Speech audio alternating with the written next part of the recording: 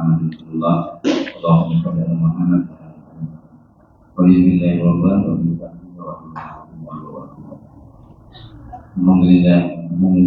alamin. Puji syukur kepada Allah Subhanahu wa taala karena Allah menyembah Allah pada sore hari ini kita benar-benar untuk bisa hadir di Masjid Sunan Gajah ini untuk mengikuti kajian tema tauhid kita. Dan hari ini insyaallah bersama Ustaz Budi Santoso yang pada kesempatan ini akan membahas materi dengan judul saatnya bergegas mengambil langkah cerdas. Ya. Seperti biasa kajian kita akan berlangsung dalam dua sesi. Yang pertama adalah sesi yang pertama materi berurusan, kemudian dilanjutkan dengan kita jawab. Dan pada jamaah yang nanti bertanya, silakan pertanyaan bisa disesuaikan dengan tema maupun pertanyaan dua tema. Jadi pada jamaah awal, pada kalian yang bertanya, silakan tuliskan pertanyaan pada kita kemudian mengajukan atau di grup atau dikirim ke WA grup di grup awal maupun di grup Iwan. Baik, karena Ustaz sudah tahu dan insya Allah sudah siap, kajian yang sudah kita mulai. Karena Ustaz dari Santoso bukan tempat kami tentukan atau Ustaz.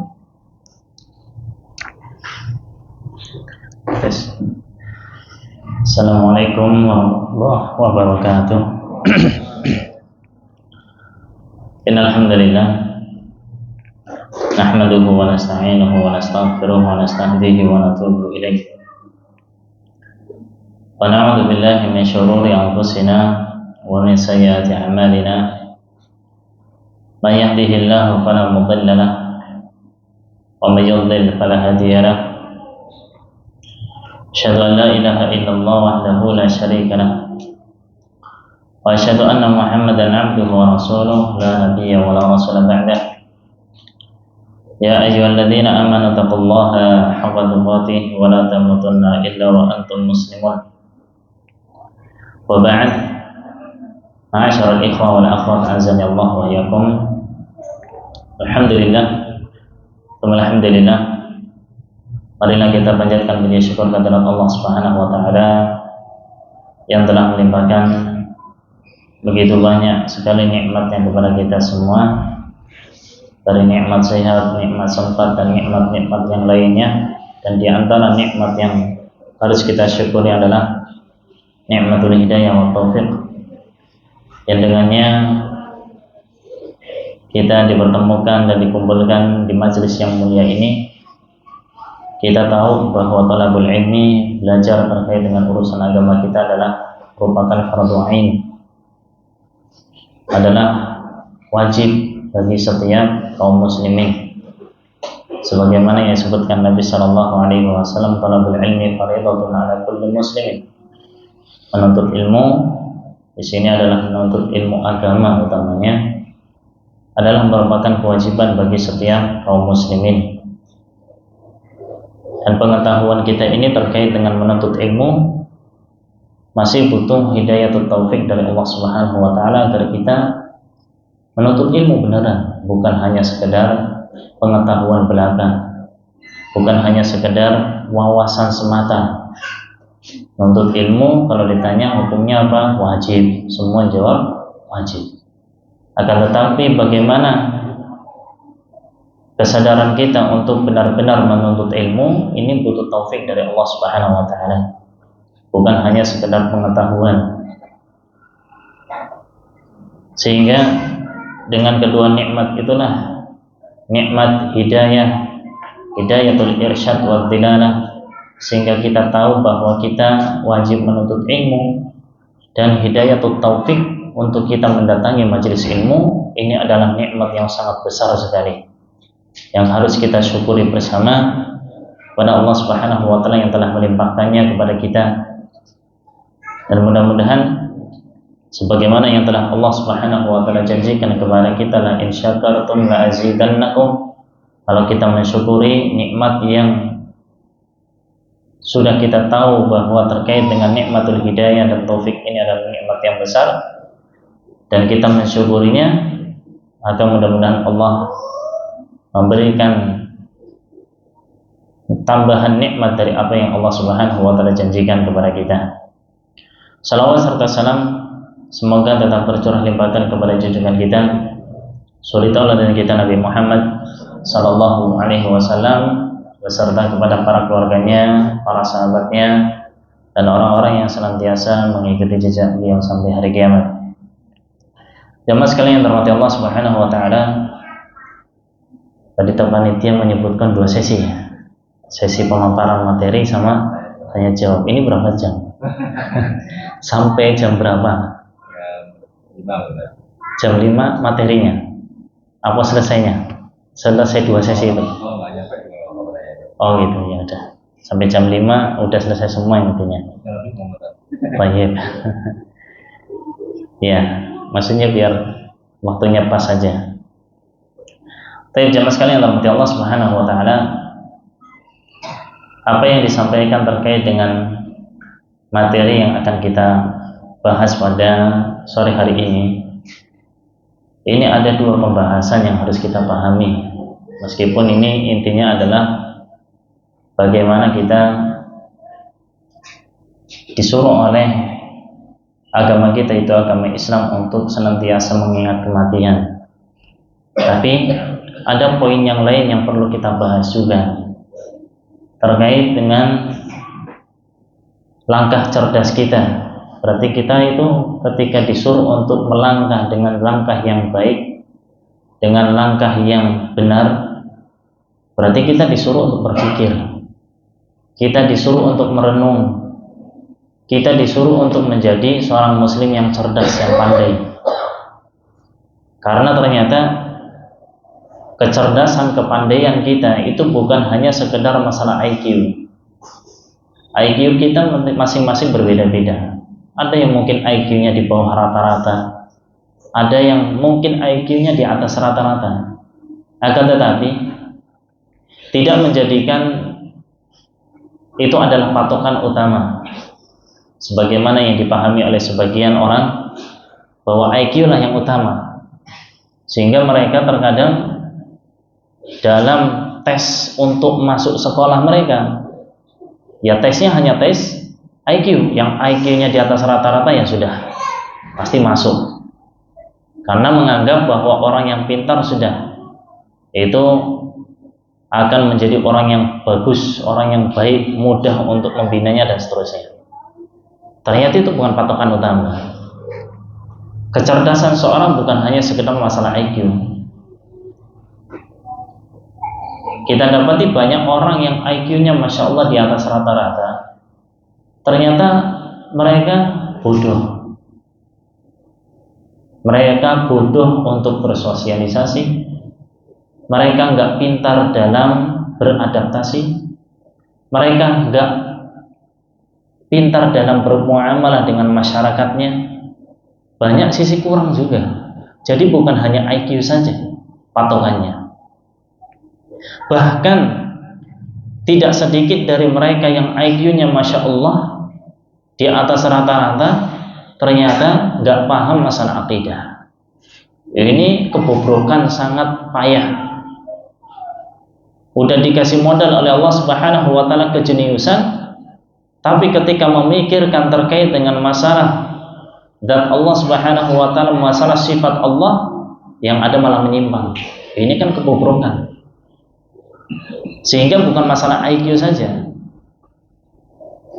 Jamaah sekalian yang dirahmati Allah Subhanahu wa taala, makanya kita harus tahu apa itu kecerdasan, hakikatnya itu bagaimana. Dan itu sangat ditekankan dalam agama kita, sebagaimana yang Allah Subhanahu wa taala banyak sebutkan di ayat-ayatnya. Di antaranya apa yang Allah firmankan, inna fi dzalika laayatin liulin nuha. Yang demikian adalah merupakan ayat tanda kebesaran Allah untuk siapa? Liulin nuha, bagi orang-orang yang berakal. Orang yang berakal kan orang yang cerdas, orang yang pintar, tapi bukan masalah IQ saja. Dan hanya orang-orang yang berakal saja yang mereka bisa memahami, merenungi terkait dengan ayat-ayat Allah Subhanahu wa taala, tanda-tanda kebesaran Allah. Makanya jamaah sekalian yang dirahmati Allah, sedikit faedah dari apa yang disebutkan oleh para ulama kita, di antaranya apa yang disebutkan terkait dengan masalah pembedaan antara makhluk dan ayat.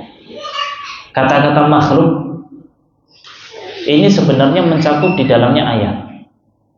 Ayat itu kalau kita bahasakan ya tanda-tanda kebesaran. Ya, ayat tanda-tanda kebesaran Allah. Misalnya tongkatnya Nabi Musa alaihissalam. Ini makhluk apa ayat? Dia makhluk plus ayat, tapi lebih ke ayatnya. Kemudian juga mukjizat Nabi Shallallahu Alaihi Wasallam dan para rasul yang lainnya, ini ayat. Karena dengannya kita mengetahui kebesaran Allah Subhanahu Wa Taala. Makanya disebut ayat. Yang itu juga makhluk. Tapi makhluk itu lebih identik dengan sesuatu yang ada terus. Kalau ayat itu lebih identik dengan sesuatu yang yazhar, yabtu wa yazul. Kelihatan, kadang nggak kelihatan. Kadang kelihatan, kadang nggak. Ada hilang. Makanya kalau kita bilang bumi, ini ayat sama makhluk. Bumi yang kita pijak, ayat sama makhluk? Makhluk. Langit, ayat sama makhluk? Makhluk, karena ada terus. Siang ada, malam ada. Bumi tiap hari ada. Kita senantiasa menginjak bumi. Gunung, makhluk. Tapi kalau siang, malam, siang ini kita dapati cuma di siang hari. Malam ada siang nggak? Nggak ada. Sama halnya dengan malam. Maka ini termasuk ayat. Matahari, ayat apa makhluk? Makhluk plus ayat. Ya, dia makhluk dan ayat pula. Kenapa? Ya malam, siang semuanya juga makhluk. Tapi di sisi lain dia ayat. Kenapa? Karena nampak, kadang hilang. Kita lihat matahari. Adanya kapan? Di siang hari. Malam ada? Nggak ada. Rembulan. Ini ayat apa makhluk? Ayat. Kenapa? Karena hanya ada di malam hari. Ya. Tapi saya pernah lihat rembulan di pagi hari. Pernah jangan lihat? Tapi siangnya kan nggak ada. Jam 12, jam 1 hilang pasti. Pagi kadang mungkin masih ada. Ya, tapi kan nggak seperti di malam hari. Ala kulli hal. Jamaah sekalian rahmati Allah Subhanahu wa taala, terkait dengan ayat yang disebutkan oleh Allah, yang kita disuruh untuk apa? Yang dikatakan oleh Allah, inna fi dzalika ayat. Yang demikian termasuk ayat untuk siapa? Liulin nuha. Untuk orang-orang yang berakal. Jadi tanda kebesaran Allah Subhanahu wa taala itu hanya bisa dipikirkan oleh orang-orang yang berakal. Orang-orang yang mau merenung. Orang-orang yang bukan hanya sekedar punya IQ di atas rata-rata, enggak. Dan juga firman Allah Subhanahu wa taala yang lainnya, wa may yadhakkaru illa ulul albab. Dan tidak dapat mengambil pelajaran dari hal tersebut kecuali ulul albab, yaitu orang-orang yang punya hati, orang-orang yang punya akal. Ya, kecerdasan tadi. Makanya jamaah sekalian rahmati Allah Subhanahu wa taala, menjadi muslim yang cerdas itu bukan hanya sekedar IQ-nya tinggi. Kalau kita sudah tahu bagaimana kita melangkah, mana yang hak, mana yang batil, mana yang taat, mana yang maksiat, yang taat kita kerjakan, yang maksiat kita tinggalkan, ini termasuk kita orang-orang yang cerdas. Kalau kita masih bobrok moralnya, masih salah akidahnya, sholatnya, ibadahnya, dan yang lainnya, itu masih kacau, ya berarti kita belum ulil albab, belum menjadi muslim yang cerdas. Sehingga jamaah sekalian yang dirahmati Allah Subhanahu wa taala, kalau kita tahu bahwa menjadi muslim yang ideal, muslim yang cerdas itu sangat-sangat ditekankan dalam agama kita. Bahkan di hadits Nabi Shallallahu Alaihi Wasallam beliau mengatakan, dalam hadits Shaddad bin Aus radhiyallahu taala beliau bersabda, al-kayyisu man dana nafsahu wa amila lima ba'dal maut. Al-kayyis, apa kayyis? Orang yang cerdas, orang yang pintar. Ternyata bukan yang punya IQ di atas rata-rata. Tapi siapa mereka? Man dana nafsahu. itu yang senantiasa mengevaluasi dirinya, introspeksi diri. Ini gimana diri kita? Kedekatan kita dengan Allah bagaimana? Bagaimana hubungan kita dengan orang tua? Hubungan kita dengan teman kita? Hubungan kita dengan anak istri kita? Bagaimana keadaan kita? Ini semuanya itu harus kita introspeksi. Nah, ketika kita sudah menjadi hamba-hamba Allah Subhanahu wa taala yang bisa mengintrospeksi diri, mengevaluasi diri, sejauh mana kebaikan diri kita ini, apakah kita malah mengikuti syarra nafsihi, keburukan yang ada pada dirinya, atau sebaliknya?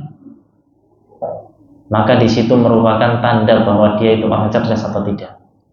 Al-kayyisu man dana nafsahu wa 'amila lima ba'dal maut, dan mengerjakan amalan yang sebagai persiapan untuk hal yang sesudah kematian. Ya, dia beramal untuk persiapan sesudah mati. Dia persiapkan. Kalau dia hidup begitu saja, ngalir gitu aja, bodoh amat dengan kehidupan setelah kematian, ini berarti kita bukan muslim yang cerdas. Ini penting.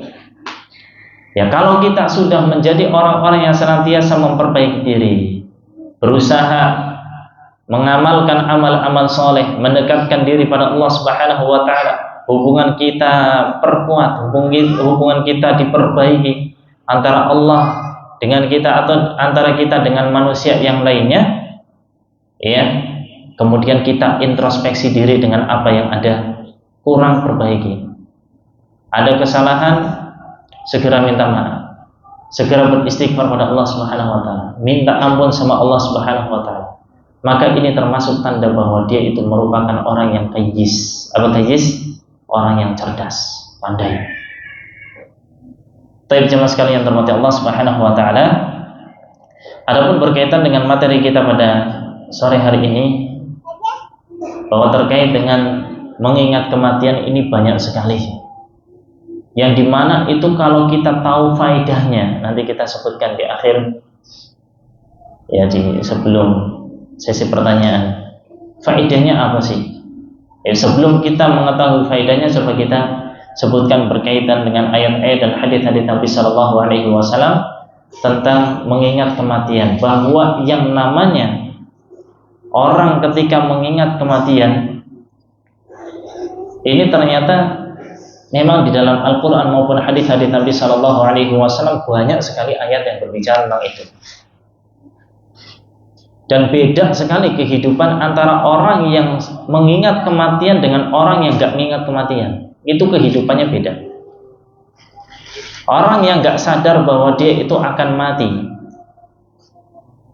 merasa kalau dirinya itu akan hidup selamanya di dunia, itu kehidupannya akan kacau, kehidupannya akan sesuka hati. Makanya akan ada slogan apa itu? Muda foya-foya, mati mati masuk tua apa? Muda foya-foya, tua kaya raya, mati masuk surga. Enak banget. Iya, enak banget. Kenapa? Karena nggak ingat masalah mati, itu bodoh amat. Sehingga waktu mudanya udah dia lakukan untuk terserah dia. Yang penting bisa memuaskan dirinya. Apa yang bikin dia puas, dia lakukan. Sehingga kalau kita lihat dalam hadis-hadis Nabi Sallallahu Alaihi Wasallam terkait dengan anak muda, di antaranya apa yang beliau sebutkan, bagaimana memotivasi anak muda agar dia dekat dengan Allah. Karena kalau orang tua dekat dengan Allah, orang tua dekat dengan masjid, orang tua itu rajin ibadah, wajar. Kenapa wajar? Sudah berumur. Orang bilang itu udah bau tanah. Sehingga wajar. Hal-hal yang dulu di umur-umur masih muda sudah dia dapatkan, udah biasa lah. Bosan ibarat. Makanya dikatakan orang itu akan dengan sendiriannya akan mencapai puncaknya, yang setelah itu udah akan meninggalkan hal-hal ini, akan tahu hakikatnya. bagi yang tahu. Sehingga orang-orang yang sudah sepuh, sudah tua, ya mereka akan mendekatkan diri pada Allah. Kita lihat bagaimana di musala-musala, di masjid-masjid, ya kebanyakan orang-orang tua, anak mudanya kemana? Sehingga Nabi Shallallahu Alaihi Wasallam memotivasi mereka di dalam sabdanya, "Sab'atun yudhilluhumullah yauma la dhilla illa dhilluh." 7 golongan yang Allah Subhanahu wa taala akan berikan naungan kepada mereka di hari enggak ada naungan kecuali dari Allah. Siapa di antaranya? Syabun nasha'a fi ta'atillah, anak muda yang dia tumbuh di atas ketaatan kepada Allah Subhanahu wa taala. Kenapa? Ya karena anak muda ini jarang. Kalau orang tua udah biasa. Kalau anak mudanya sadar tentang kehidupan akhirat, mereka sadar bagaimana pentingnya menimba ilmu, mereka sadar untuk memupuk dan juga memperbaiki dan menumbuhkan rasa kecintaan mereka pada Allah Subhanahu wa taala. Mereka sadar bahwa itulah hakikat kehidupan enak mereka itu. Ya tapi kalau anak mudanya saja udah, ya tadi slogannya. Makanya keluar slogan itu kenapa? Ya karena tadi nggak paham, nggak tahu. Ya, sehingga keluarlah slogan tadi bahwa anak muda udah foya-foya aja. Nanti tuanya kaya raya. Dari mana? Mudanya juga foya-foya. Masa bisa kaya raya kan gitu? Ya, mati masuk surga ini dari mana? Baik. Jamaah sekalian yang dirahmati Allah Subhanahu wa taala, kita lihat bagaimana Allah Subhanahu wa taala menyebutkan di banyak sekali ayatnya tentang masalah kematian, yang itu adalah satu hal yang pasti. Kita semuanya pasti mati. Ibaratnya orang bilang ada ketemu, ada pisah, ada hidup, ya ada mati. Ya, kita bertemu, sewaktu-waktu kita akan berpisah.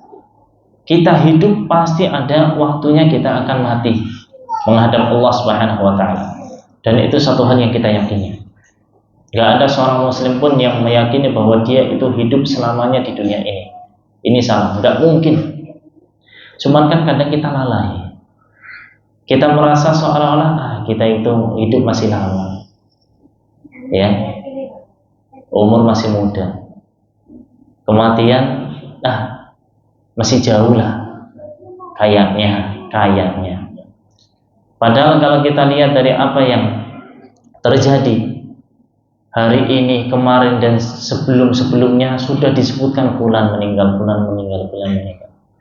Ada waktunya kata kita akan disebut nama kita fulan meninggal. Dan itu kapan? Ya pada waktunya. Kita nggak tahu kapannya. Yang jelas kullu atin qarib. Setiap yang akan datang itu pasti dekat. Suatu yang datang dekat. Makanya Allah katakan inna nasrallahi qarib. Sungguhnya kemenangan dari Allah itu dekat. Pertolongan Allah itu dekat. Padahal kita lihat bagaimana keadaan saudara-saudara kita di Palestina sekarang. Terpuruk kehidupannya. Tapi ayat ini nggak mungkin dihapus.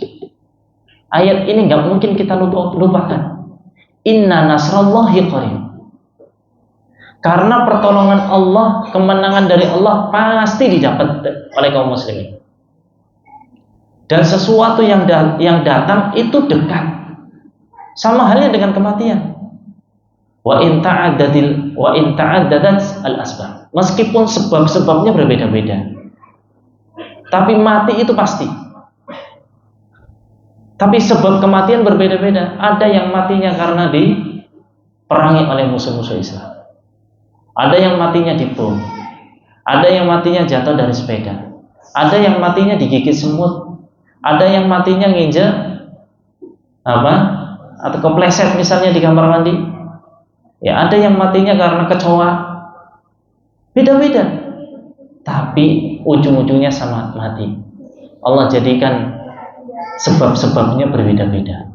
Yang jelas semua akan mati. Makanya Allah Subhanahu wa taala katakan, kullu nafsin dha'iqatul maut. Setiap jiwa itu pasti akan merasakan mati. Semua akan merasakan mati. Cuman beda-beda itu. Makanya pernah di dalam hadits Nabi Sallallahu Alaihi Wasallam ada orang yang datang kepada beliau. Namanya saya lupa ini. Pokoknya beliau datang kepada Nabi Sallallahu Alaihi Wasallam yang ketika itu beliau Sallallahu Alaihi Wasallam sedang berada di bawah naungan Ka'bah. Ya ibaratnya lagi ngadem. Ya beliau tiduran dengan burdahnya, lagi nyantai. Bukan berarti Nabi Sallallahu Alaihi Wasallam istirahat sejenak itu tidak memikirkan umatnya. Makanya di antara tanda kenabian yang disebutkan oleh beliau, tanamu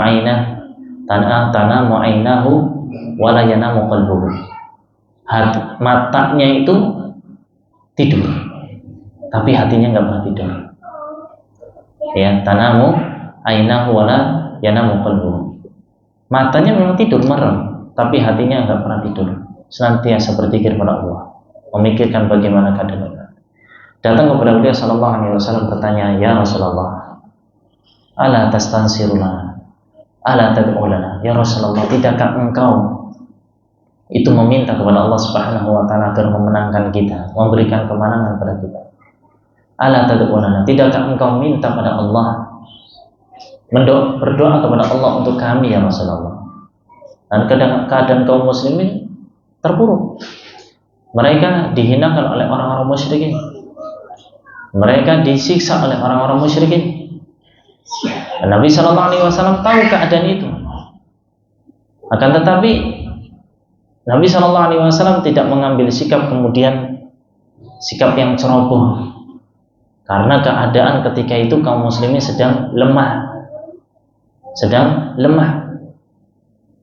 Maka beliau Sallallahu Alaihi Wasallam langsung duduk dengan tegak dan mengatakan, qad kana man kana qablakum. Sungguhnya umat sebelum kalian itu ada orang yang dimana dia itu telah dibikinkan lubang di tanah. Bikinkan lubang, ditaruh di situ. Faja'a bil minsyar, didatangkan dengan gergaji, fasyuqqan nisfain, dibelah jadi dua. Ada yang matinya seperti ini. Ada yang matinya, ini Nabi Zakaria alaihissalam yang dibunuh oleh orang Yahudi. Dan juga ternyata yang demikian tidak menjadikan mereka jauh dari agama Allah Subhanahu Wa Taala, tidak menjual keimanan mereka. Tapi kematian itu pasti. Kullu nafsin dha'iqatul maut. Setiap yang punya jiwa pasti mati.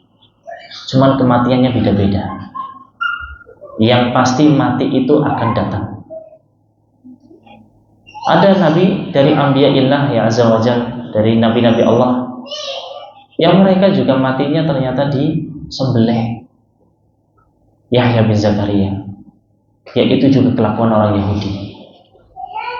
Nabi Sallallahu Alaihi Wasallam juga itu seringkali dicoba dengan ujian untuk dibunuh oleh orang-orang Yahudi. Banyak sekali keadaan-keadaan beliau yang diintimidasi oleh orang-orang Yahudi untuk dibunuh. Ala kulli hal, ini para anbiya juga mati, meninggal. Kita manusia juga yang biasa doang, manusia biasa bukan nabi, ya pasti meninggal. Kullu nafsin dha'iqatul maut. Jamaah sekalian terhormati Allah Subhanahu Wa Taala. Kemudian juga apa yang disebutkan oleh Nabi Sallallahu Alaihi Wasallam di dalam haditsnya dari Abu Hurairah radhiyallahu taala an, karena Nabi Sallallahu Alaihi Wasallam yukabbiru an yaqul akthiru min dzikri hadimil ladat, akthiru min dzikri hadimil ladat. Kata Nabi Sallallahu Alaihi Wasallam, perbanyak untuk mengingat kematian, hadimul ladat, yang menghancurkan segala jenis kelezatan. Itu maksudnya kematian. Setelah mati sudah harta yang kita kumpulkan, anak kita, semuanya akan kita tinggalkan. Istri yang telah kita nikahi, semua akan kita tinggalkan. Makanya sebutkan Nabi Shallallahu Alaihi Wasallam, yatba'ul janazah thalatha. Yang mengiringi jenazah itu ada 3. Ahluhu wa maluhu wa amaluhu. Keluarganya dia, hartanya dia, serta amalannya dia. Fayarji'ul itsnan wa yabqa wahid. Yang 2 akan balik lagi, yang 1 akan bersama dia. Yang 2 keluarganya sama hartanya akan pulang. Gak mungkin bersama dia. Yang bersamanya hanya apa? 1, yaitu amalannya. Itu yang akan bermanfaat untuknya. Keluarganya semuanya, anaknya, istrinya pulang, balik ke rumahnya. Hartanya pun tidak dibawa mati. Tinggal amalannya saja dari apa yang telah dia infakkan di jalan Allah Subhanahu wa taala. Itu harta hakikatnya. Harta yang dia tinggalkan setelah kematian milik siapa? Liwarathatihi, untuk ahli warisnya, enggak dia bawa. Makanya dikatakan malukan hartamu itu ma'anfaqta fisabilillah, apa yang kau infakkan di jalan Allah, itulah hakikat harta. Seberapa besar yang kita infakkan di jalan Allah, itulah yang akan bermanfaat untuk kita. Amal-amal saleh kita, sholat kita, puasa kita, ibadah-ibadah kita, itulah yang akan kita rasakan manfaatnya. Termasuk anak soleh kita yang mendoakan kita, termasuk ilmu yang kita ajarkan yang bermanfaat ini yang akan menjadi amal jariah untuk kita. Itulah yang akan bermanfaat untuk kita. Maka Nabi Shallallahu Alaihi Wasallam mengatakan kepada kita, akhiru, perbanyak. Namanya perbanyak berarti juga bukan sekali 2 kali. Terus ingat bahwa kita itu akan mati. Bahwa kita akan mati. Sehingga nanti kita akan sebutkan faedahnya. Kalau kita memperbanyak untuk mengingat kematian, ini tentunya kita tidak akan rakus, tidak akan serakah. Kita akan mengambil secukupnya dari kebutuhan dunia. Bukan berarti kita nggak boleh kaya, silakan kaya. Akan tetapi kayanya seorang yang mengingat kematian beda dengan orang yang nggak tahu dan nggak mengingat kematian. Mungkin dia tahu bahwa mati itu pasti, tapi dia nggak sadar apa yang bermanfaat untuk setelah matinya, sehingga kehidupannya pun akan berbeda. Kemudian jemaah sekalian yang dirahmati Allah Subhanahu wa taala, dalam hadis Nabi Shallallahu Alaihi Wasallam yang lainnya, beliau juga mengatakan dalam riwayat Abdullah bin Umar, ataitu Nabiya Shallallahu Alaihi Wasallam asyara asyaratin. Saya mendatangi Nabi Shallallahu Alaihi Wasallam. Faqala rajulun minal ansar, maka dari orang Ansar ada yang mengatakan, man akyasun nasi wa akramun nasi ya Rasulullah. Siapa manusia yang paling cerdas dan siapa manusia yang paling mulia ya Rasulullah? Siapa manusia yang paling cerdas dan siapa manusia yang paling mulia? Maka apa jawaban Nabi Shallallahu Alaihi Wasallam? Aktsaruhum dzikran lil maut wa ashadduhum isti'dadan lahu, ulaika humul akyas dhahabu bi syarafid dunya wa karamatil akhirah. Orang yang paling cerdas, kata Nabi Shallallahu Alaihi Wasallam, aktsaruhum dzikran lil maut, orang yang paling banyak mengingat kematian. Orang yang paling banyak mengingat kematian. Saya pasti mati. Ya, saya pasti mati. Mati itu pasti akan menjemput. Dia sekarang sedang kemana-mana. Suatu saat akan mampir ke kita. Sedang bertamu ke tempat lain yang suatu saat pasti akan bertamu ke kita dan akan menyambut nyawa kita. Makanya Nabi Shallallahu Alaihi Wasallam mengatakan, orang yang paling cerdas aktsaruhum dzikran lil maut, orang yang paling banyak mengingat kematian, wa asyadduhum isti'dadan lahu, dan yang paling mempersiapkan diri untuk mati. paling kencang dalam apa? Mengingat kematian dan paling kencang dalam masalah persiapan kematian. Dia persiapkan dengan baik kematian. Dia tahu bahwa kematian itu pasti. Nah, bagaimana persiapannya? Ini yang paling penting. Bukan hanya sekedar tahu bahwa mati itu pasti, tapi bagaimana dia mempersiapkan diri untuk menghadapi kematian itu. Rata-rata di antara kita kalau tanya siap mati nggak? Belum, Ustaz. Masih sedikit amal soleh saya, Ustaz. Saya belum bertobat pada Allah. Saya belum siap untuk menghadapi kematian. Saya yang belum siap untuk ditanya malakul maut, ditanya oleh dua malaikat kelak di kubur. Saya belum tentu bisa menjawabnya. Dan seterusnya. Harta yang saya miliki, ini kalau ditanya terkait masalah harta saja, min aina tasabta wa fima anfaqta. Dari pertanyaan pertama aja belum tentu kita lulus. Dari mana kamu dapat hartamu? Sedikit sekali di antara kita yang bersikap warok dengan harta. Rata-rata kalau melihat harta, aduh, eman-eman, nggak diambil gimana? Diambil subhan, dah ambil aja. Masih banyak yang seperti itu. Ya nemu uang di jalan, alhamdulillah, rezeki dari Allah. Duitnya siapa? Rezeki dari Allah. Itu amanah yang harus kita sampaikan. Harus kita umumkan punya siapa. Bukan rezeki itu, musibah, amanah. Harus kita kembalikan kepada yang memilikinya. Masih banyak di antara kita yang masih sebelum. Apalagi kalau sudah dihadapkan dengan harta. Jangan antum pikir harta ini yang sedikit, yang 1.000, 2.000. Masih banyak saudara-saudara kita yang diuji di perkantoran.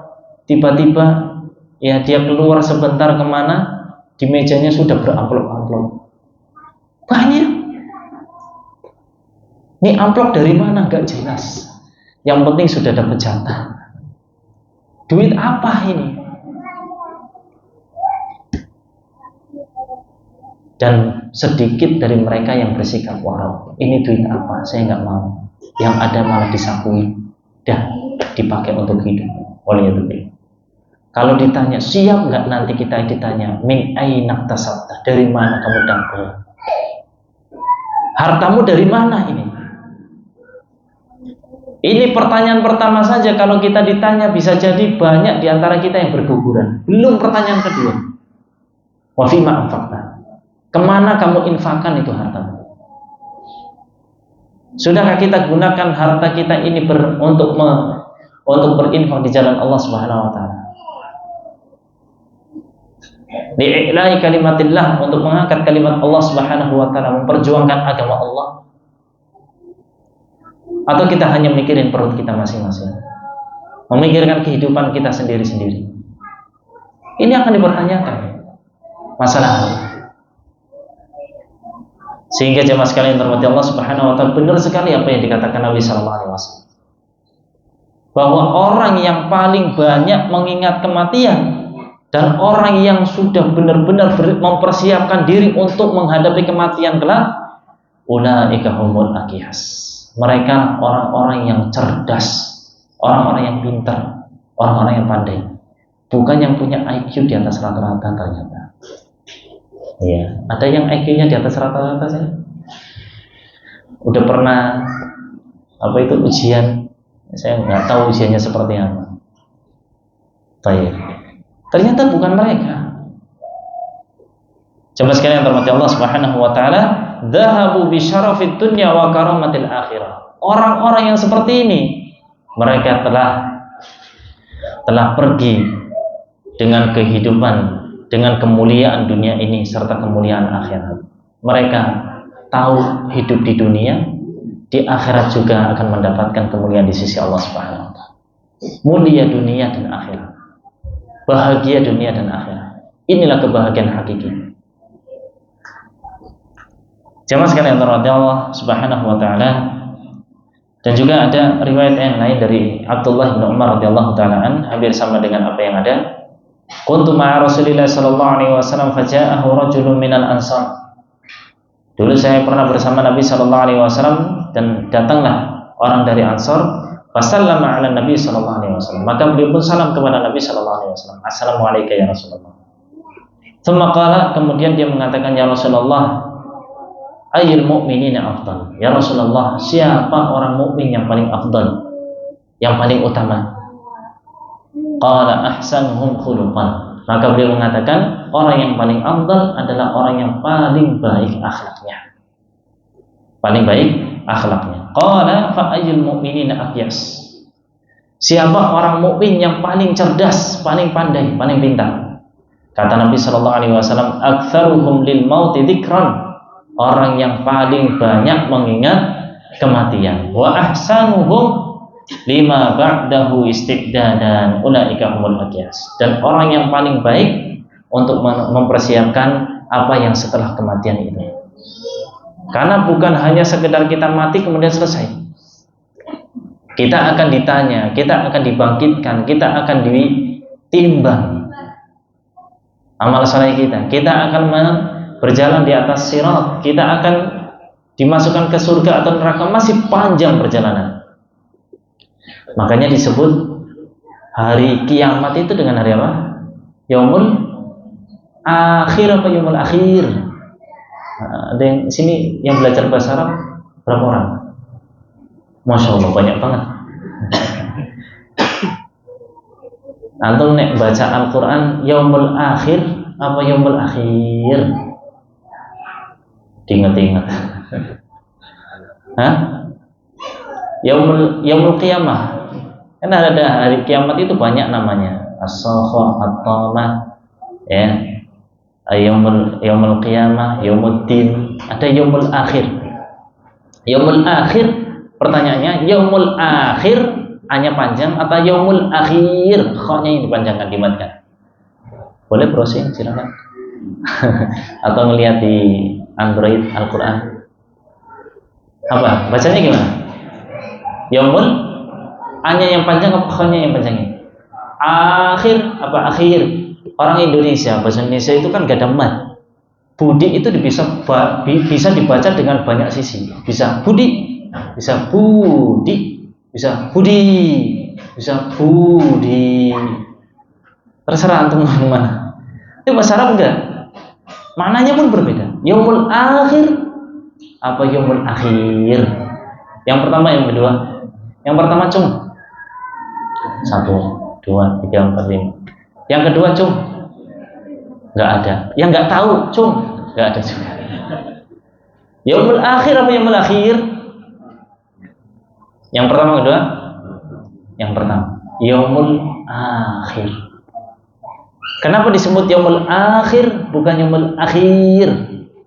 Akhir dengan akhir itu beda. Akhir laisa ba'dahu syai'. Gak ada setelahnya sesuatu pun. Akhir udah paling mentok, habis itu gak ada. Akhir setelah hari kiamat masih ada kehidupan gak? Masih. Makanya akhir hari terakhir, akhir itu hari kiamat, karena setelahnya itu masih ada hal-hal yang setelahnya. Walaupun itu yang terakhir, tapi bukan akhir syai', nihayatu syai', paling terakhir, habis itu gak ada sama sekali, enggak. Kalau akhir iya, tapi kalau akhir hari terakhir, tapi setelahnya masih ada yang lainnya, ada kehidupan berikutnya, masih ada perjalanan setelahnya. Kematian kita ini kiamat sugra. Ya, kalau sudah datang kematian kita, qad qamat sa'atuhu, telah datang hari kiamatnya dia. Sebelum hari kiamat yang besar. Karena nggak mungkin kita beramal setelah itu. Sudah selesai urusan kita dengan dunia. Tinggal kita mempertanggungjawabkan apa yang kita lakukan di dunia ini. Tinggal kita persiapkan pertanyaan di akhirat, man rabbuka, pertanyaan di kubur, man rabbuka wa man dinuka wa man nabiyuka. Kita persiapkan. Dan persiapannya sebelum mati. Kita akan bisa menjawab 3 pertanyaan ini kalau kita beramal di dunia. Kita akan bisa menjawab man rabbuka kalau kita tahu Allah Subhanahu wa taala. Kita mengenal Allah. Bagaimana muamalah kita dengan Allah Subhanahu wa taala? Bagaimana ibadah kita? Kita akan bisa menjawab, "Wa man nabiyyuka?" Siapa nabimu? Ya bagaimana ittiba kita kepada Nabi sallallahu alaihi wasallam? Seberapa besar kita mencontoh Nabi sallallahu alaihi wasallam dalam kehidupannya? Wa madinuka, apa agamamu? Ini agama juga akan ditanyakan oleh Allah Subhanahu wa taala di kuburan. Cuma 3 pertanyaan itulah. Enggak ada pertanyaan lain. Siapa imammu? Siapa apa tuntunanmu? Ya. Siapa ulamamu? Enggak ditanyakan. Itu 3 ini. Kita bisa menjawab tentang agama kita, agama dini Islam, agamaku Islam, di kuburan itu dengan kita beramal. Bagaimana kita mengamalkan agama Allah ini, agama Islam? Seberapa perjuangan kita, seberapa besar kita memperjuangkan agama Allah? Ini yang akan bisa menjadikan kita bisa menjawab pertanyaan di kuburan. Tapi jemaah sekalian yang terhormat, Allah Subhanahu wa taala banyak sekali terkait dengan apa yang dilakukan oleh para salafus saleh terkait dengan masalah apa yang kita sebutkan dari materi yang ada. Di antaranya apa yang disebutkan oleh atau yang terjadi pada Abu Bakar radhiyallahu taala an, bahwa suatu hari beliau itu pernah, suatu hari beliau pernah memegang lisannya, yumsiku bilisanihi wa yaqul hadzal ladzi awradani al-mawarid wa kana yabki katsiran wa yaqul ubku fa in lam tubku fatabakau. Kata Abu Bakar radhiyallahu taala an, inilah yang menjadikan aku itu kedatangan mawarid, kedatangan hari-hari yang akan dinanti-nanti. Lisan ini yang seringnya kita tajam dengan lisan kita, yang sering kita menyakiti orang lain, yang dengannya kita menggibah orang lain, yang dengannya ini akhirnya orang tersakiti hatinya. Wa kana yabki katsiran, dan beliau itu banyak nangis. Dan beliau mengatakan, menangislah kalian. Kalau kalian nggak bisa nangis, ya pura-pura nangis. Bikin seolah-olah kalian menangis.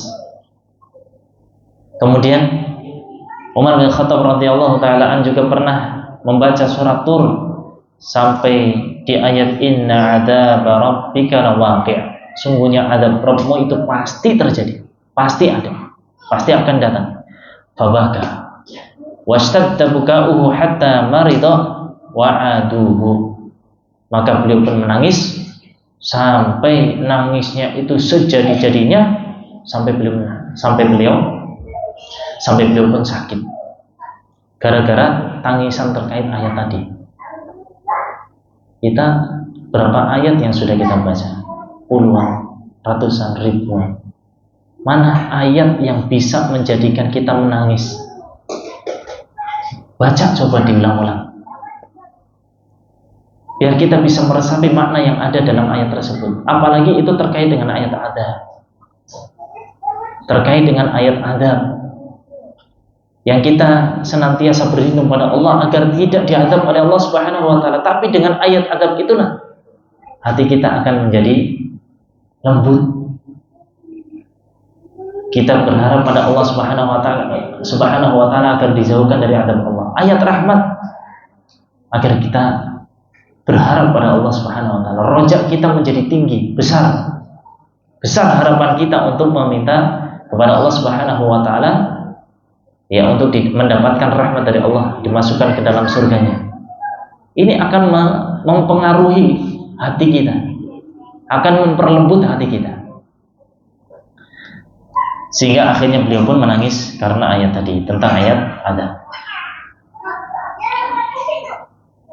Dan beliau juga mengatakan, Umar bin Khattab kepada anaknya ketika akan meninggal, wayhak dhakhati 'ala al-ardi asahu an yarhamani, thumma qala wailun ummi in lam yaghfir li thalathan thumma qudiya. Umar radhiyallahu taala an pernah mengatakan kepada anaknya ketika menjelang matinya, celakalah kamu. Ini untuk omongan kepada anaknya, dhakhati 'alal ard, taruh pipiku di atas bumi, di atas tanah. taruh ibuku di atas tanah. Asahu yarhamani, asahu an yarhamani. Mudah-mudahan Allah Subhanahu wa taala merahmatiku, memberikan kasih sayangnya padaku. Kemudian beliau mengatakan, celakalah untuk ibuku kalau Allah Subhanahu wa taala tidak mengampuniku. Dan beliau mengucapkannya 3 kali. Kemudian beliau pun meninggal radhiyallahu taala. Kemudian juga Utsman radhiyallahu taala anhu, kana idza waqafa 'ala al-qabr yabki hatta tabulla lihyatuhu. Beliau kalau berdiri di kuburan, melihat kuburan, apa yang terjadi? Beliau pun menangis sampai jenggotnya itu basah. Berarti kan nangisnya sangat, ya nangis, beneran nangis. Sebagaimana kita menangis kalau kita menginginkan sesuatu, atau anak-anak nangis pengen sesuatu, nangis, mengucurkan air mata, sampai jenggotnya itu basah kuyup. Waqala, dan beliau mengatakan, lau annani bainal jannati wan nar la adri ila ayatihima yu'maru bi. Kalau seandainya surga dan neraka itu di hadapanku, saya enggak tahu. Saya enggak tahu kemana aku akan digeret, kemana aku akan diarahkan, ke surga atau neraka. Ini siapa? Utsman bin Affan radhiyallahu taala. 10 sahabat di antara 10 sahabat yang dijamin masuk surga. Utsman bin Affan. Dan kita siapa? Beliau kalau kuburan, berdiri di atas kuburan, melihat orang-orang yang sudah meninggal, nangis dan mengatakan, kalau seandainya surga dan di neraka itu di hadapanku, saya enggak tahu apakah saya akan digeret ke surga atau digeret ke neraka. Kemudian beliau mengatakan, lakhtartu an akuna ramadan qabla an a'lama ila ayatihi ma asir. Beliau berharap kalau seandainya saya itu menjadi tanah aja, ya, menjadi tanah sebelum saya itu tahu kemana aku akan diarahkan. Kalau tanah kan nggak bisa diapakan, nggak bakal ditanya terkait dengan apa yang dilakukan. Jemaah sekalian terhormati Allah Subhanahu wa taala, intinya berkaitan dengan masalah ini itu banyak sekali kisah-kisah dari para ulama kita, dari para sahabat Nabi Shallallahu Alaihi Wasallam terkait dengan anjuran atau perintah agar kita itu banyak mengingat kematian. Kemudian faedahnya apa sih? Jadi kita tidak kalah penting dengan apa yang kita sebutkan tadi. Faedahnya apa? Kenapa kita, atau faedah di antara faedah yang bisa kita ambil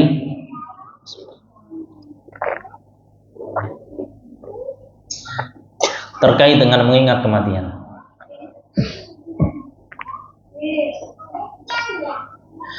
Disebutkan oleh Ad-Daqqaq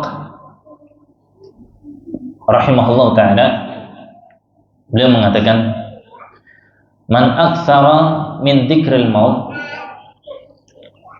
ukrima bi thalathati asya. Orang yang banyak mengingat kematian itu akan mendapatkan kemuliaan dengan 3 hal. Orang yang banyak mengingat kematian akan mendapatkan kemuliaan dengan 3 hal. Yang pertama, ta'jilut taubah. Ta'jil pakai ain, ta'jilut taubah. Itu akan menyegerakan diri taubat pada Allah. Orang yang banyak mengingat kematian, faedahnya dia akan apa? Akan menyegerakan taubat pada Allah Subhanahu wa taala. Kenapa? Karena dia tahu akan mati, sehingga bersegera untuk bertaubat pada Allah Subhanahu wa taala karena takut kalau kematian itu mendatanginya ternyata dia belum bertaubat, masih banyak kemaksiatan yang dilakukan, sehingga dia terus senantiasa bertaubat kepada Allah Subhanahu wa taala. Astagfirullah wa atubu ilaih. Kemudian di antara faedahnya juga adalah, kata beliau, wa qana'ah al-qalbi. Hatinya itu senantiasa qana'ah. Qana'ah, tidak serakah. Masalah harta dia tidak serakah. dia menerima dengan apa yang diberikan oleh Allah Subhanahu wa taala. Dia tahu bahwa apa yang Allah berikan dari rezeki yang ada, dari harta itu pemberian dari Allah. Rezeki dari Allah Subhanahu wa taala. Allah yang ngatur. Sebagaimanapun kita itu berusaha semaksimal mungkin, kepala jadi kaki, kaki jadi kepala ibaratnya, banting tulang, keras peras keringat. Ya kalau memang rezekinya segitu ya segitu. Mau lemburnya kayak apa ya memang rezekinya segitu ya segitu. Maka dia akan senantiasa qanaah, akan menerima apa yang diberikan oleh Allah Subhanahu wa taala. Yang keluar dari lisannya hanya alhamdulillah. Mungkin sedikit menurut kita, pandangan kita, tapi dengan alhamdulillah itu, dengan sikap qanaah, itu akan menjadi besar. Kita ibaratnya ya, banyak di antara kita ini kan berbeda-beda. Antara kita kan berbeda-beda gajinya. Ada yang gajinya mungkin di atas 1 juta, ada yang penghasilannya di atas 2 juta, ada yang penghasilannya 5 juta, ada yang penghasilannya 10 juta, ada yang penghasilannya 100 juta ke atas. Oh ya alhamdulillah hidup semua. Alhamdulillah hidup semua. Diberikan kecukupan oleh Allah Subhanahu wa taala. Anaknya juga pada sekolah. Jadi kalau kita tahu bahwa Allah Subhanahu wa taala itu pasti akan memberikan rezekinya pada kita. Dan kita ketika mengingat kematian, bahwa kita itu pasti mati, kita akan menjadi orang-orang yang qanaah, menerima dengan apa yang Allah berikan. Enggak rakus, enggak serakah. Yang menjadikan orang itu akhirnya menghalalkan segala cara. Yang penting dia dapat duit. Dan slogannya apa? Yang haram aja susah, apalagi yang halal. Ini kan kebalik, salah kaprah. Malah yang halal itu banyak caranya dan mudah sebenarnya. Justru yang haram itu susah dapatnya. Umpet-umpetan, hatinya nggak tenang. Ya, untuk mendapatkannya juga dengan cara yang rumit, ribet, susah. Justru yang halal itu mudah. Maka ketika kita tahu bahwa orang yang senantiasa mengingat kematian, itu hatinya akan senantiasa menerima dengan apa yang Allah berikan kepadanya. Qanaah. Kemudian yang ketiga, orang yang senantiasa mengingat kematian, kata beliau, nasyatul ibadah. Dia akan mendapatkan motivasi untuk beribadah. Dia akan senantiasa ibaratnya sergaplah dalam ibadah, pandai beribadah, semangat dalam beribadah, akan mendapatkan semangat dalam beribadah. Kenapa? Ya karena dia tahu akan mati, sehingga ibadahnya lebih kencang. Dia akan senantiasa sholat dengan sholat yang berkualitas, bukan hanya banyak tapi kualitasnya dia perhatikan. Nabi SAW mengatakan, wa inna rajula la yansarifu min salatihi, la seorang itu keluar dari sholatnya selesai dari sholatnya, yang dia dapatkan hanya usul, hanya 1/10, 1/9, 1/8. Ternyata sholat kita itu berbeda-beda, tergantung kualitasnya. Ada yang dapat full, ada yang separuh, ada yang 1/3, ada yang 1/4, ada yang cuma dapat 1/10, beda-beda. Tergantung bagaimana kualitas ibadah kita. Maka dia akan mendapatkan apa? Semangat dalam beribadah. Beda dengan orang yang tidak mengingat kematian atau jarang mengingat kematian. Maka beliau mengatakan, uqiba bi thalathati asyar. Dia akan dihukum dengan 3 hal. Taswifut taubah, kebalikannya tadi. Orang yang nggak mengingat kematian, nggak tahu faidah dari mengingat kematian, maka dia akan mengending-ending. Ya taubatnya nggak disegerakan, nanti-nantian, taswif. Kemudian dia juga akan dihukum dengan apa? Tarkur ridha wal kamal, dia akan serakah, rakus dalam masalah harta, sehingga menghalalkan segala cara. Kemudian yang ketiga, watakasul fil ibadah, dia akan bermalas-malasan dalam ibadah, kebalikan dari tadi. Sehingga jamaah sekalian yang terhormati Allah Subhanahu wa taala, maka persiapkanlah amal-amal saleh kita untuk menghadap Allah Subhanahu wa taala, untuk menghadapi kematian, karena kematian ini kita nggak tahu kapan datangnya. Jangan menganggap bahwa umur kita itu yang masih muda kemudian nggak datang kematian. Kematian itu pasti, nggak nunggu tua, nggak nunggu berubah. Bisa jadi kita itu setelah ini mati, setelah pengajian ada yang meninggal, yang pada maghrib ada yang meninggal. Bisa jadi, kita nggak tahu. Kecil, besar, tua, muda, semua akan mati. Sehingga yang terpenting adalah apa yang kita persiapkan setelah kematian itu. Mudah-mudahan Allah Subhanahu wa taala memberikan taufiknya kepada kita untuk senantiasa berada di atas ketaatan padanya, dan memberikan kepada kita husnul khatimah dan menjauhkan kita dari su'ul khatimah. Allahumma amin. Sallallahu ala nabiyina Muhammad wa ala alihi wa sahbihi ajma'in. Nah, tadirukum ala itarah. Fadal, kalau ada yang mau didiskusikan atau ditanyakan. Alhamdulillah, kita sudah klarifikasi beberapa materi. Kemudian pada depan akan bertanya. Bagi yang mau bertanya langsung, beriwan barangkali.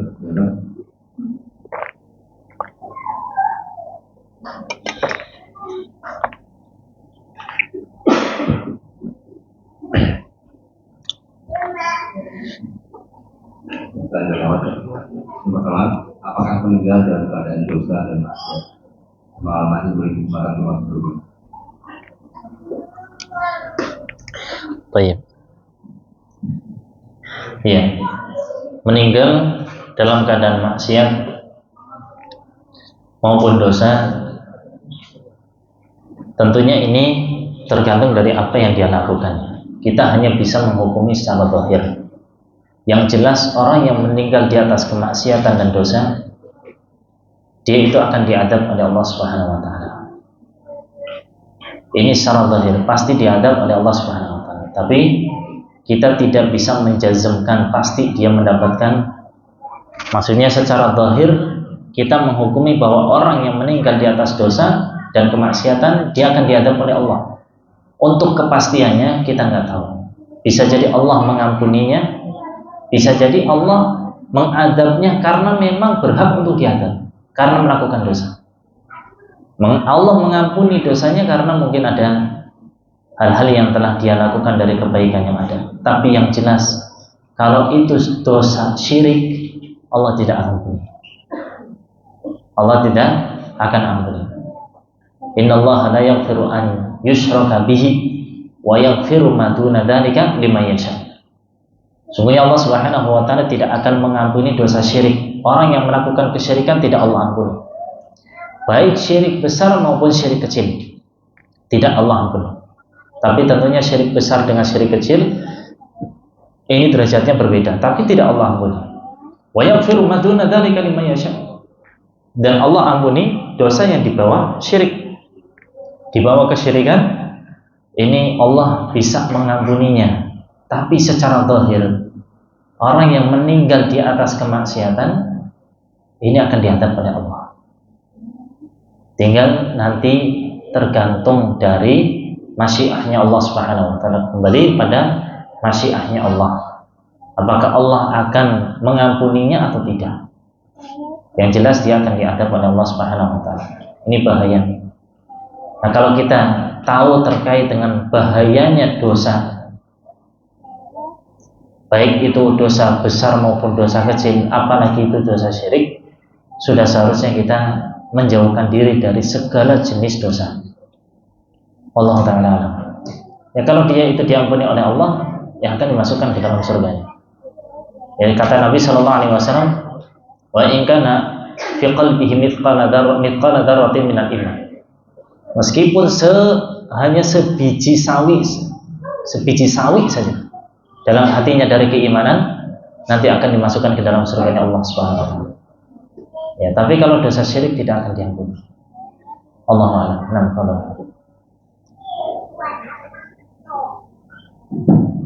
pertanyaan berikutnya, melihat acara hipnotis atau perlu di dalam sholat, apakah termasuk syirik? baik. Ini termasuk apa yang disebutkan oleh para ulama terkait dengan syahwadah, ya, tipu daya, banyak mungkin pergerakan tangan yang cepat dan sebagainya, tapi ada juga yang modelnya kayak gitu dengan apa? Bantuan jin. Maka sudah sepatutnya kita sebagai orang muslim tidak nonton yang seperti itu. Itu membahayakan diri. Ya. Ada bagian-bagian yang model seperti itu bermuamalah dengan jin, sehingga ini bagian dari kesyirikan. Adapun kecepatan, misalnya sulap yang kecepatan gerakan tangan dan sebagainya, ini Allah alam tidak terjerumus pada kesyirikan. Ya, tapi baiknya dihindari hal-hal yang seperti itu, apalagi terkait dengan hipnotis. Ini sangat tidak dengan hati juga sepertinya tidak pas gitulah, gak sesuai, gak menenangkan hati. Allah a'lam. Dari Iman barangkali yang mau bertanya langsung. Saya. Assalamualaikum warahmatullahi wabarakatuh. Bagaimana kiat-kiat agar putra-putra kita mendapatkan hidayah taufik, seperti usia untuk sekolahnya pertama itu masuk pondok, itu 40 bulan pulang ke rumah, itu sepertinya belum mendapatkan hidayah taufik. Kesadarannya tentang Allah, tentang agamanya, sampai di rumah main HP. Bagaimana kiat-kiatnya supaya putra-putra kita disegerakan dalam masa-masa yang masih remaja itu bisa dekat dengan Allah. Terima kasih. Assalamualaikum warahmatullahi wabarakatuh. Terkait dengan hidayah taufik, at-taufiqu biyadillah. Hidayah taufik itu di tangan Allah. Kita nggak bisa memaksa Allah kasih ya Allah taufik, nggak bisa memaksa. Yang bisa kita lakukan ya kita lakukan. Kita menasehatinya, ya kita mengajak dia untuk beribadah pada Allah. Jadikan diri kita sebagai qudwah. Mohon maaf, terkadang anak itu melakukan sesuatu dekat dengan HP dan gadgetnya, main dan sebagainya, bisa jadi orang tuanya pun demikian. Bisa jadi, saya enggak mengatakan pasti, tapi bisa jadi orang tuanya kayak gitu terus, pegangan HP seharian, sehingga anaknya juga malas. Ya, apa yang harus dilakukan? Bisa jadi, sehingga semua sarana, semua jalan yang bisa menjadikan anak tersebut soleh, anak tersebut dekat dengan Allah, kita lakukan. Jadikan diri kita qudwah, dekatkan dia dengan ilmu, ajak dia ke taklim, ajarkan dia kebaikan. Ya, kalau waktu liburan jangan sampai kosong blong. Mungkin datangkan guru untuk nyimak hafalannya, untuk ngajarin dia dan sebagainya. Cara-cara yang atau sarana-sarana yang bisa kita gunakan untuk mendekatkan diri dia pada Allah Subhanahu wa taala. Enggak libur beneran, libur enggak ada kegiatan, ini bahaya. Tapi kalau bicara masalah taufik, ini hanya di tangan Allah. Kita hanya punya hidayatul irsyad, ngajarin, mendekatkan dia pada Allah. Hanya ini yang bisa kita lakukan. Cari guru atau datangkan ke halaqah ilmu yang ada kegiatan-kegiatan di liburan, khusus untuk liburan. Mereka mengadakan kegiatan tahfidz atau kegiatan daurah kitab atau apa, kita ikutkan. Hanya itu yang bisa kita lakukan. Adapun taufik di tangan Allah. Kemudian yang terpenting adalah doa. Saya udah doa tiap hari, tiap saat untuk anakku. Yo masih ngeyel kayak gitu kan, masih bandel. Terus berdoa. Jangan meremehkan doa. La tastahin bid-du'a. Jangan remehkan doa. Ad-du'a miftahu kulli khair. Doa itu adalah kunci segala kebaikan. Dan yang terpenting la tastajil al-ijabah. Jangan terburu-buru yang untuk mendapat jawaban dari Allah, ijabah dari Allah. Makanya Umar bin Khattab radhiyallahu taala beliau sampai mengatakan la yahumuni al-istijabah kama qala. Bagi saya itu bukan masalah Allah memberikan apa yang aku minta. Wa innama yahumuni du'a. Yang terpenting bagiku adalah berdoa. Yang penting saya ibadah pada Allah, karena ad-du'a ibadah. Ad-du'a'u huwal ibadah. Doa adalah ibadah. Ketika kita berdoa pada Allah, berarti kita sedang beribadah pada Allah. Berdoa berarti ibadah. Dapat pahala di sana. Adapun ijabah, ya, atas doa yang kita panjatkan pada Allah Subhanahu wa taala, ini ibaratnya bonus. Allah berikan dan Allah janji akan berikan. Yang penting mawani'nya, hal-hal yang menghalangi dijawabnya doa kita, yuk kita hindarkan. Kalau Allah belum berikan, kita introspeksi diri, jangan menyalahkan Allah. Apalagi kita mengatakan udah doa lama, bertahun-tahun, tiap hari, tiap saat berdoa, yuk masih gitu-gitu aja. Kemudian akhirnya meninggalkan doa. Ini bahaya. Ya. Yang penting kita lakukan hal-hal yang bisa mendatangkan taufik Allah Subhanahu wa taala, kita ajarkan dan seterusnya, di antaranya berdoa pada Allah. Adapun taufik ini hanya di tangan Allah. Kita nggak bisa maksa. Allahu a'lam. Nah.